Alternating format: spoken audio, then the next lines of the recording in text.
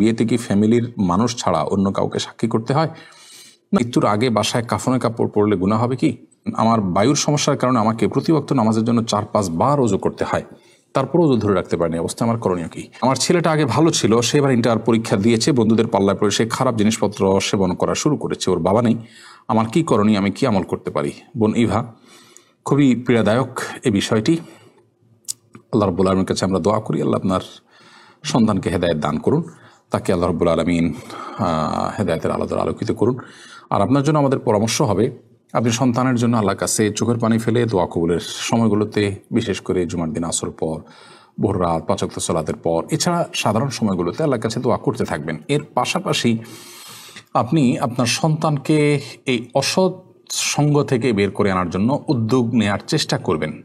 যদি সুযোগ থাকে তাহলে আপনি এলাকা পরিবর্তন, শিক্ষা প্রতিষ্ঠান পরিবর্তন, ভালো ফ্যামিলির ছেলেদের সাথে তাদের উঠা বসা বন্দোবস্ত করা, তাকে একান্তে একটু সময় দেয়া, ভালো কিছু লোককে তার পেছনে লাগিয়ে দেওয়া যাতে করে তারা তাকে একটু টেক কেয়ার করে এবং সময় দেয়, এরকম নানামুখী উদ্যোগ আপনি নিতে পারেন। আল্লাহ তাআলা আপনার সন্তানকে রহম করুন এবং এই অসৎ সঙ্গ থেকে দূরে সরানো ছাড়া আসলে তাকে রক্ষা করা কঠিন। আল্লাহ তাআলা রহম করুন।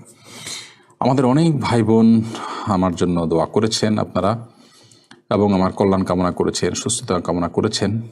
আপনাদের সবাইকে আমি কৃতজ্ঞতা প্রকাশ করছি। আল্লাহ তাআলা আপনাদের সবাইকে উত্তম বিনিময় দান করুন। আমি হসপিটালে ছিলাম, আজ করেছি যে প্রচুর পরিমাণ মানুষ অসুস্থ পুরো দেশে, কি পরিমাণ ডেঙ্গু রোগী যে হসপিটালে ভর্তি সেটা একমাত্র আল্লাহ তাআলা ভালো জানেন। মিডিয়াতে পুরো চিত্রটা উঠে আসছে বলে আমার কাছে মনে হলো না। ভয়াবহ থেকে ভয়াবহতর অবস্থা, এবং স্বাস্থ্য খাতের প্রতি মানুষের যে আস্থার ঘাটতি সেটা মানে রয়েই গেছে আমার কাছে মনে হয়, বরং কোনো কোনো ক্ষেত্রে বেড়ে চলেছে। তো এটি দূর করার জন্য সংশ্লিষ্টরা যদি উদ্যোগী না হন তাহলে সেক্ষেত্রে চিকিৎসার নামে দেশে বাইরে গিয়ে মানুষ বাধ্য হয়েই দেশের রিজার্ভ, দেশের ডলার, দেশের টাকা বাইরে ফেলে আসবে এবং মানুষের কষ্ট বাড়তেই থাকবে। তো সেগুলো যেন দূর হয় সেজন্য সংশ্লিষ্টরা লক্ষ্য রাখবেন, সেটি আমার অত্যন্ত জোরালো প্রত্যাশা। আর সেই সাথে যারা আমার জন্য দোয়া করেছেন আবারও আপনাদের কাছে কৃতজ্ঞতা প্রকাশ করছি। আল্লাহ তাআলা আপনাদেরকে উত্তম বিনিময় দান করুন। এখনও অনেকে দোয়া করছেন, নানারকম শুভকামনা প্রকাশ করছেন, অনেকে আনন্দ প্রকাশ করছেন, জাযাকুমুল্লাহ খাইর। আমি পুরোপুরি সুস্থ নই, কিন্তু বেডে কতক্ষণ শুয়ে থাকা যায়, কাজ ছাড়া এভাবে বেডে দীর্ঘদিন শুয়ে থাকা, এটাও একটা কষ্টের কারণ, এটা অসুস্থ বেড়ে যাওয়ার একটা কারণ। সেজন্য চিকিৎসকের পরামর্শে একটু মুভ করার চেষ্টা করছি। যেহেতু স্টুডিও আমার বাসার নিচে, কোথাও যেতে হয় না আমাকে, সেজন্য বাসার নিচে নেমে একটু লাইভটাতে অংশগ্রহণ করার চেষ্টা করছি। আল্লাহ তাআলা আপনাদেরকে উত্তম বিনিময় দান করুন। আবু হায়াত, আপনি লিখেছেন, আমি একটা হিন্দু ছেলেকে তাদের বাসায় গিয়ে প্রাইভেট পড়াই, তার আম্মু আমাকে মাঝে মাঝে খেতে দেন, আমি কি তা খেতে পারবো? বাবু হায়াত, হিন্দু বা অন্য কোনো ধর্মের অনুসারী তাদের বাসায় গিয়ে আপনি প্রাইভেট পড়ান, আপনি ছেলে মানুষ অন্য ছেলেকে প্রাইভেট পড়ান, কোনো অসুবিধা নেই। এবং সেখানে তার মা আপনাকে যে খাবার খেতে দেন সেটা যদি হালাল খাবার হয়, ধরুন ফ্রুটস আছে বা সাধারণ যে বিস্কিট পাওয়া যায় এই জাতীয় কিছু আছে, বা তারা বাসায় এমন কিছু রান্না করেছেন যেটাতে মানে হারামের কোনো কিছু নেই, তাহলে সেক্ষেত্রে সেটা আপনি খেতে পারেন। তাদের নিজেদের জবাই করা পশু যদি তারা দেয়, তাহলে রান্না করে, তাহলে সেটা আপনি খেতে পারেন না, বা কোনো হারাম খাবার যদি দেয় সেটা আপনি খাবেন না। এছাড়া হালাল যে কোনো কিছু আপনি খেতে পারেন। আমার বায়ুর সমস্যার কারণে আমাকে প্রতি ওয়াক্ত নামাজের জন্য 4-5 বার ওযু করতে হয়, তারপরও ওযু ধরে রাখতে পারেনি, অবস্থা আমার করণীয় কি? আপনার একবার ওযু দিয়ে যদি অন্তত আপনি 4 রাকাত নামাজ পড়ার মতো সময়ও পান, তাহলে সেক্ষেত্রে আপনি ওযু করে 4 রাকাত নামাজ মিনিমাম পড়বেন। আর যদি আপনার এটুকু ধরে রাখা আপনার জন্য কঠিন হয়, তাহলে আপনার এতবার ওযু করার, কসরত করার বা কষ্ট করার দরকার নেই। আপনি প্রতি ওয়াক্ত নামাজের জন্য একবার করে ওযু করবেন। জোহরের ওয়াক্ত যখন শুরু হবে তখন জোহরের নামাজের জন্য ওযু করবেন, আসরের ওয়াক্ত যখন আরম্ভ হবে তখন আপনি আসরের ওয়াক্তের জন্য ওযু করবেন। প্রত্যেক ওয়াক্তের জন্য 5 ওয়াক্তের জন্য 5 বার ওযু করবেন, এবং ওযু করার পর ওই ওয়াক্তের মধ্যে আপনি যতবার খুশি আপনি যত খুশি আপনি সালাত আদায় করবেন, যদি আপনার বায়ু নির্গত হতে থাকে।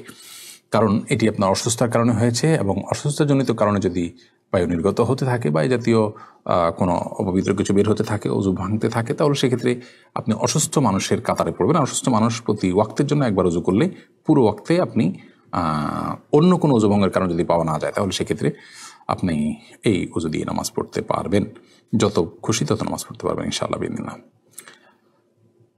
এরপর এম এ আসিফ আপনি লিখেছেন, মৃত্যুর আগে বাসায় কাফনের কাপড় পরলে গুনাহ হবে কি? বাসায় কাফনের কাপড় কেন পরবেন? এটা যদি হয় নিছক ফান করে, তাহলে সেক্ষেত্রে এটা তো ফান করার বিষয় নয়। মৃত্যুর আগে আমাদের উচিত হলো আল্লাহ তালার কাছে কি নিয়ে যাচ্ছি সেটার জন্য প্রস্তুতি গ্রহণ করা। আল্লাহ রাব্বুল আলামিনের কাছে কি নিয়ে আমরা দাঁড়াবো সেজন্য প্রস্তুতি আমাদের থাকতে হবে, ইস্তেগফার থাকতে হবে, গুনাহগুলো মাফ করায় নিতে হবে, নেকামল করতে হবে। এটা হবে আমাদের মৃত্যুর আগের প্রস্তুতি। কাফনে কাপড় পরলেন, কিভাবে পরলেন, কয়টা পরলেন, ভালো পরলেন, মন্দ পরলেন, এগুলো আসলে ইস্যু না। নবী করিম সাল্লাল্লাহু আলাইহি সাল্লাম এর প্রিয় চাচা হামজা রাদিয়াল্লাহু তাআলা আনহু যখন শহীদ হলেন, কাপড়, ভালো কাপড় দিয়ে কাফন কাপড় পরানো তো দূরের কথা, কাপড় দিয়ে অনেক শহীদকেই রীতিমতো কাফন দেওয়া যায়নি। মুনাফিকদের থেকে কাপড় ধার করে কাফন দিতে হয়েছে, ঘাস দিয়ে ঢেকে কবর রাখতে হয়েছে।